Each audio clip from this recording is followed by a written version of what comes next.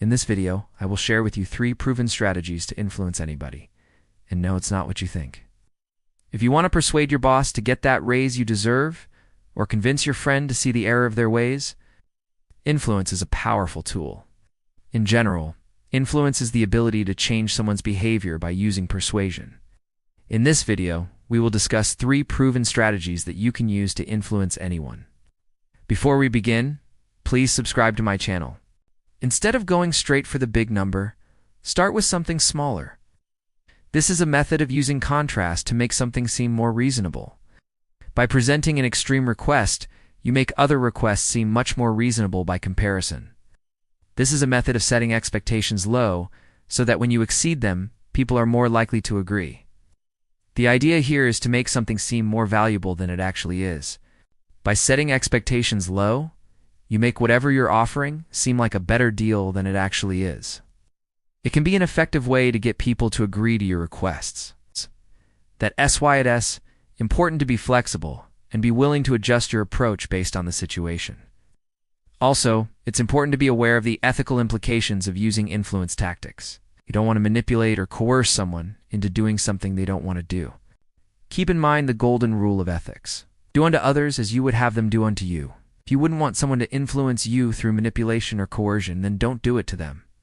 Use influence tactics responsibly and ethically, but it's important to be careful when using it so that you do and take advantage of people. Now that you know the 3 proven strategies to influence anyone, it's time to put them into practice. Start by identifying what it is that you want to achieve. Do you want to persuade your boss to give you a raise? You're trying to convince your friend to see the error of their ways? Once you know what you want to achieve, think about the best way to do it. Will the feet in the door technique work best? Maybe the door in the face technique, or perhaps the lowball technique. This can be done through both verbal and nonverbal communication. Again, the key here is to make sure that your requests are reasonable. Now, if you want to learn more about body language, then check out this video. Here's one that I think you will enjoy. Have a great day. Instead of setting the price high and working your way down, set it low and work your way up. Or let's say that you're asking for help. Instead of expecting a lot from the other person, pretend that you don't need much. By setting the bar low, you make yourself look good and the other person look bad. When you use this technique correctly, people will be more likely to agree to your request. They will feel like they are getting more than they are giving, which makes the exchange seem fair. If you ask for something outrageous, people are less likely to agree. People can sense when you're trying to manipulate them, and if they feel like you're taking advantage of them, they will resist your influence. So don't use this technique too often, or it will lose its effectiveness. The lowball technique can be used in many different situations. Here are a few examples. Let's say that you're trying to get someone to buy something from you. Instead of listing all the features and benefits right away, start with the price. By setting the price low, you make the product seem like a great deal. The customer will be expecting a low-quality product at a low price, so when you give them a high-quality product, they will be pleasantly surprised. Another situation where the lowball technique can be helpful is when you're asking for help. Let's say that you need to ask your boss for some time off. Instead of telling them that you need the entire week off, tell them that you need just 1 day off. After you get that day approved, you can ask for the rest of the week. But if you present it as a contrast to something more moderate, it becomes much more persuasive. Ask for a raise of 5%. Once your boss agrees, then you can start asking for more. Instead of just asking for a raise of 5%, you could start by asking for 10%. Then you could follow it up with a request for 5%. This way, you are using the door in the face technique to make the second request seem more reasonable. When done correctly, this technique can be highly effective. People are more likely to agree to a request when it is presented as a contrast to something more extreme. So don't be afraid to use this technique to your advantage. Just make sure that your requests are still reasonable and that you're reusing the technique for ethical purposes. Remember, the goal is not to trick people into agreeing to something they don't want to do, simply to make your requests more persuasive by putting them in context. The key here is to make sure that each request is reasonable. You ask for a lot right away, people are less likely to agree.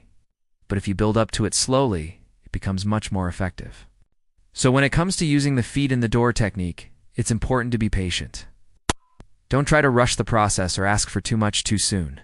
If you do, people will be less likely to trust you and more likely to resist your influence. Instead, take the time to build up to your ultimate goal. By starting small and working your way up, you will be more likely to get the results that you want. The first strategy is called the feet in the door technique. This is a method of gradually getting people to agree to a request. It involves starting small and working your way up.